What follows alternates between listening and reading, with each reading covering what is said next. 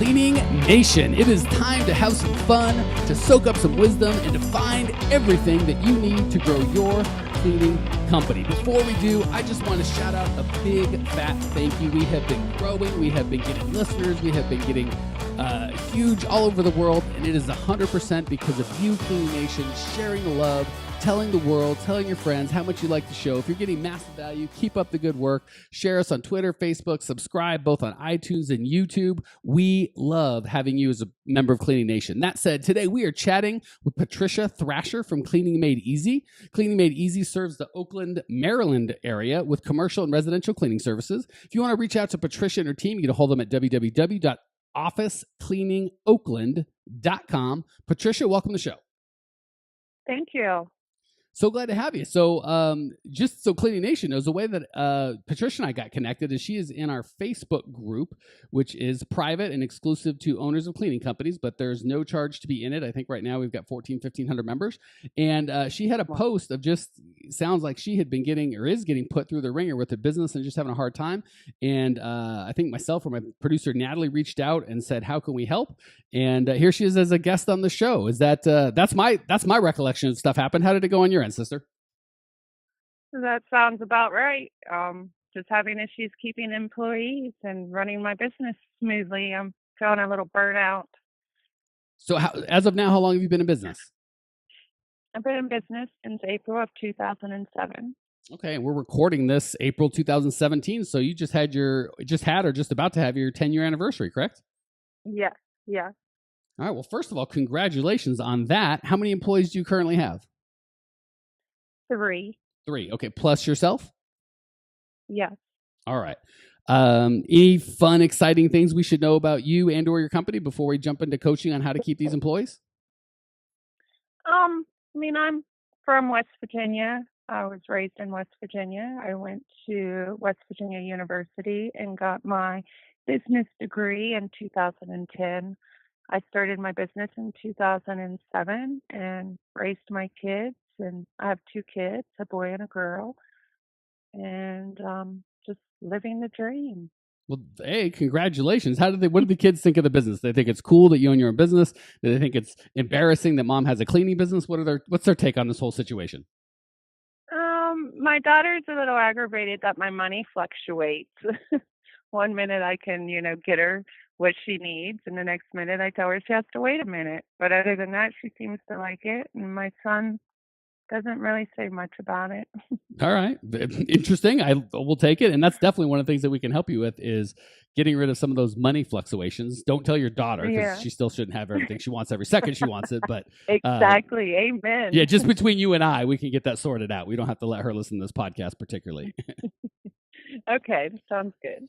All right. Well, first of all, no question. Certainly, if you'd like to grow beyond 2 or 3 employees, you're going to have not just you, but Cleaning Nation. The 2 things that you're going to have to make this work is the ability to consistently attract and retain customers, and the ability to attract and retain systematically, repeatably, scalably, dependably employees. So let's talk about that. And we've obviously covered this from one direction or another in other shows, but it is literally, if you'd solve 85% of all the problems you've got in the cleaning business if you just had those 2 systems in place, how to track and keep employees and how to track and keep customers. So it's a topic worthy of going back on. Any other specific questions or comments you have before I dive in? No. Okay. So first of all, there's really 3 parts to this process. There's the attraction process, there's the hiring process, and the onboarding process. And if you get any one of them wrong, it can kink up the whole system. So right off the bat, do you have enough qualified employees coming or applicants coming in? Do you think where do you think of those 3 pieces, the getting enough qualified applicants to show up, getting the hiring process, knowing which ones to invite to work with you and which ones to reject, and then once you've invited them, getting them onboarded and part of your team, which of those do you think you've got the most problem with currently? Getting on board and staying with me. Okay. Staying with me. I can do the hiring, but just getting them to stay with me. Okay, so I'm going to put words in your mouth so you can say, yep, you're understanding 100%, Mike, or no, dummy, pay attention. That's not what I said at all. what I hear you saying is you can get them to show up and say, I want to work. You do a pretty good job of being able to say you're going to be a good fit and you are not. Or maybe not, because the problem comes in. So you don't have a problem getting people to show up to apply. You don't have problems getting people to start. You have problems with people quitting a week, a day, 3 weeks after they start. Yes. Is that fair? Yes, correct. Okay. Yes, correct. Okay, so I'm going to hit really quickly on the first two because they all tie in, and then we'll spend most of their time on the third piece. So we've talked about this before, and we can't dive into it now. But if you haven't listened, I'll try and put a link at the show notes page about a show that goes over core values. It's really important that you're clear on what your core values are, and that your attraction process for attracting employees and your hiring process is very core value centric. You're clear on this is what we believe, this is what's important. We want loyalty, we want honesty, we want hard work, we want people that are going to do what they say they're going to do, not quit, whatever your core values are, that you're really loud and proud about advertising those in all of your hiring advertisements and in the hiring process. So by the time they get on board with you, you've got the right person. Because everything I'm going to tell you is going to work marginally well if you've got a poor core value fit. If it's the wrong if you got the wrong butt in the seat, I can't help you so much. So we have to assume that you've got the right butt in the seat. We're just not able to keep them along. Does that all make sense, or am I talking too fast? No, that makes sense. Okay. So assuming we've got the right butt in the seat, let's talk about that onboarding process. Are they usually quitting the first day, the first week, the first month, the first quarter? Usually within the first 2 to 3 weeks. Okay, 2 to 3 weeks. So it's not like they don't show up day one or they quit, day 3. Usually it's somewhere between weeks 2 and 3. They've worked a little bit and they go, enough of this, I don't like it. Yep. Okay.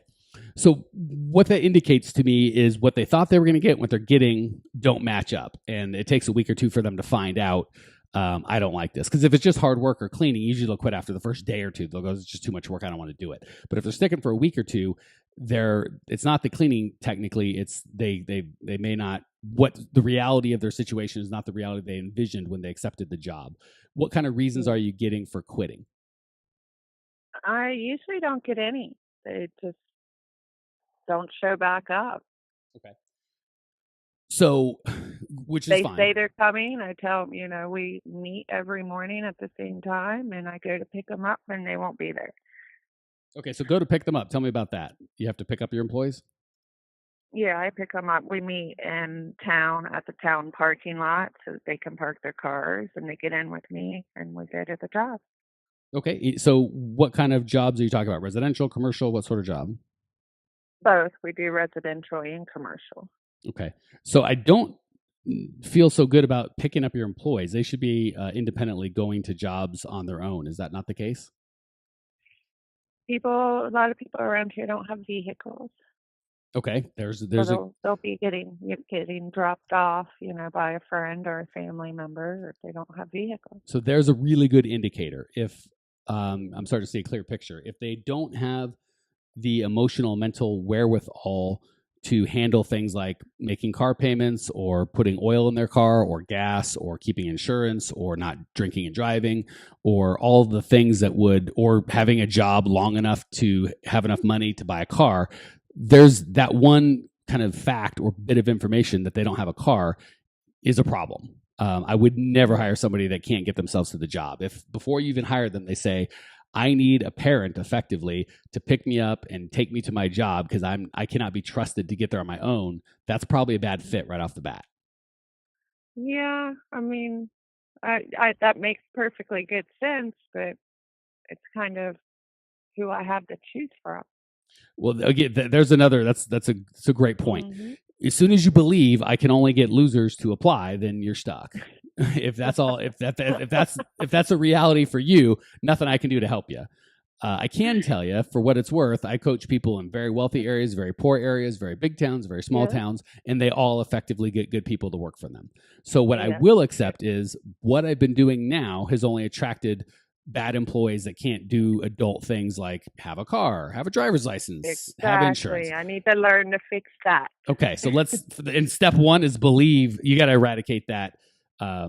That's all. There's only losers around. If that's what you believe, literally nothing I can do to help you. So let's. Yeah, it's not what I believe. Okay, and I would totally give you a thumbs up or belief that what you've been doing has only attracted losers. That may be the case, but then the solution is do something different. If the reality is there's nothing but losers around, your only solution is to move. Like, why would you want to live a bunch? No one has a license. Everybody walks everywhere. Everyone's on the bus. Like, there are people driving by every day, right? Yeah. Okay. Bus transportation doesn't exist in my county. So then it would be even more motivation to get a freaking car. Yes. So if they don't have a car, that's a good indicator. I am not qualified probably to be out of the house without adult supervision. I'm certainly not qualified to work for you. Is that a fair statement? Yes. All right. So we're asking. I see the issue. Yeah. So so right off the bat, we got to tell people minimum standards of performance. And I'm going to give you a bunch of them. I'm not saying you need to adopt any or all of these, but just an idea. You got to speak English, right? And some places are like, no, I don't need that. But most places you need to speak English. Maybe you need to be legal to work here. You need to have some sort of a documentation that you're legally able to work. You need to not be a felon or a violent felon or have stolen. You need to have a driver's license. You need to have an operational car, reliable transportation to get to and from work every time without me picking you up. Those are good starts. If you're not willing to set those standards, you're absolutely right. You're going to be stuck with yahoos who will just ruin your life. Yeah. I'd quit the business and just go get a job at that point. Use and abuse. Yeah, that's how I feel. Your last name's Thrasher, for crying out loud. There's no using and abusing Patricia Thrasher. How dare you? You're in charge. Amen. Amen. Right. So let's start looking at a couple different demographics. It sounds like you're looking at poor people that are looking to you to pick them up, drop them off, pay them, apparently go to their house, put them to bed, treat them like a mother, and that's not what you need. Yes. Yes. Okay, so let's start looking at different demographics. Okay. I would look for, are these usually female or male? I have both. Okay. And are the males the head of the household or are they single? Head of the household. Okay, so you've got adult males that have wives and or children and who depend on them to feed them and pay their rent, and they can't get a car. No, I'm sorry. I was talking about my current employees that have been with me. Okay, so it's been single people. There's again, I hate to discriminate, and hopefully I won't say anything illegal here. And I am not a lawyer. I'm not an employment law specialist. I'm a business guy. So obviously follow the laws in your state. I'm just giving you general business advice, not employee law advice. That said, my preference has been, my experience has been that people that have something to work for generally do a better job. So if I'm working for beer money, if I'm a college student or an adult who's on welfare and kind of has my bills or lives with my parents, and I'm just looking for beer money or walking around money, I'm not in charge of my life. I'm not ready for a job yet. The flip side is if I am a single mom who's like, I got 2 kids, and if I don't make money, these 2 kids ain't going to eat.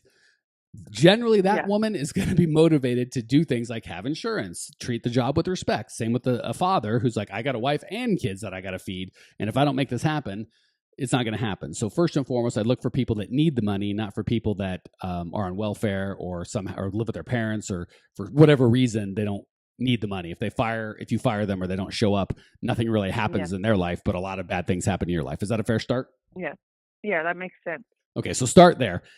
Second thing is you could also look for people that don't need the money but need community. In lots of these communities, more so on the residential side than the commercial, you can find women who are maybe stay-at-home moms and maybe they could use some money for sure, but a lot of it is they just would like a community, some other women to talk to or just have some adult conversations sometimes, but they're still responsible. Again, they've got kids that depend on them and they have a job, they have a car. So first and foremost, I would start setting some better minimum standards in terms of you have to have a car, you have to have insurance, you can't be a felon, no drugs, you got to be willing to take and pass a drug test.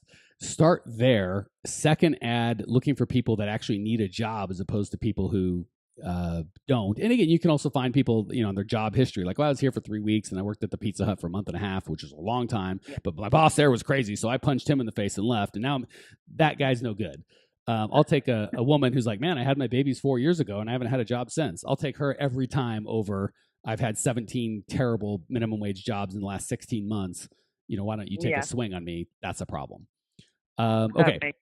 Thoughts, input, questions, concerns on anything I've said so far? No, makes all perfectly good sense. Okay, so we could dive deeper, but until we get that fixed, I don't know that anything else I'm going to say to you is going to help. So start with Yeah. minimum standards of performance. They got to have their own car. Immediately eradicate, even with the employees you got, this I pick you up. No, this is the address. Get there, have your supplies. Ideally have some sort of a software where you can call in and call out so you can see them checking in, checking out of the places. And that's it. This whole babysitting they come to meet me at some park and no, that should stop tomorrow.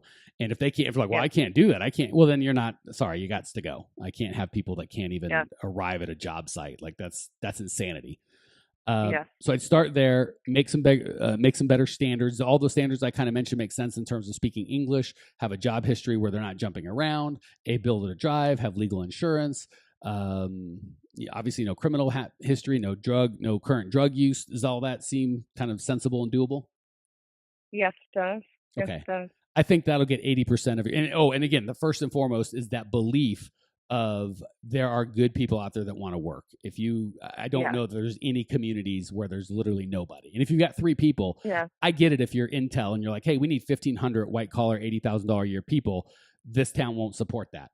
Sure. Okay, Intel, I'll give you that. But when you're Patricia Thrasher and you're like, I've got 3 employees, my town of 26,000 people doesn't have 3 people that are decent. I'm going to call bullcrap on that one. Is that fair? Can I push back on that a little? And how big is your town, by the way? Probably about 10,000. Okay, so you need, and say you want to grow to a lot bigger, and you need 30 employees. Okay, you need 1/10 of a third of a half of a 1/9 of a percent of people that are willing to work. You can absolutely build that. We just got to stop tolerating the yahoos. Any questions before we hit the lightning round? No, sounds good. All right, let's Yeah, no, glad I could help. Let's move on. You've been doing this for 10 years. I'm going to give you the opportunity to share some of your experience with Cleaning Nation. 3 quick questions. You're going to give 3 amazing answers. Question number 1, what's the best piece of advice you've ever received? That I am here to make money and not friends. Oh, that's harsh, but true. Couldn't agree more. What's the biggest mistake other than telling your employees you would pick them up and drive them to the job? Other than that, what's the biggest mistake you've made in the cleaning business so far? So maybe we can learn from you. Trusting my sister, my best friend, thinking that she's doing what she should be doing and me not following up on it. Yeah, and I got to imagine that's painful emotionally. Like if you think, oh, it's my sister, I can trust her, and then you find out she was taking advantage, that probably hurt your feelings. Yeah. Yeah, I can. I don't have a sister, but I think it would hurt a lot more. I've been hurt by employees who I cared and loved about and thought cared about me and loved me too, and I found out that they were taking advantage. So if I had a family member do it, I could see that being really painful. All right, last question. Yeah. What's one idea that Cleaning Nation can put into practice right away? Something really easy to implement that they can put into practice today? Always go above and beyond your customers' expectations, like doing something extra. The other day, I cleaned out a client's oven free of charge. I saw it was dirty, so I wiped it out. I think that's the best customer service you can give anybody, is to do something extra for nothing. Yeah, and you know what? And it's also the best feeling when they notice and appreciate it. You literally said exactly what I was going to say. Not only is it great for business, it's great for the soul and feeling good about what you do. Couldn't agree more. Patricia, thank you so much for joining us. Thank you for sharing your passion, your desire to grow. I appreciate you. I know that Cleaning Nation appreciates you. Cleaning Nation, if you want to check out Patricia's show notes page and discover everything you need to grow your cleaning company, it's all at growmycleaningcompany.com. Leave your questions, your comments, your rude remarks. I will see you there. Congratulations! You are now 16% smarter. Still can't get enough cleaning goodness? Go to www.growmycleaningcompany.com for more of the good stuff. Ever want to be rich and famous? Owners of cleaning companies, as well as industry experts, can apply to be featured on the show by emailing our producer Natalie at support@growmycleaningcompany.com. Until then, don't miss out on all the latest cleaning industry lovin' at www.growmycleaningcompany.com. Check it out now.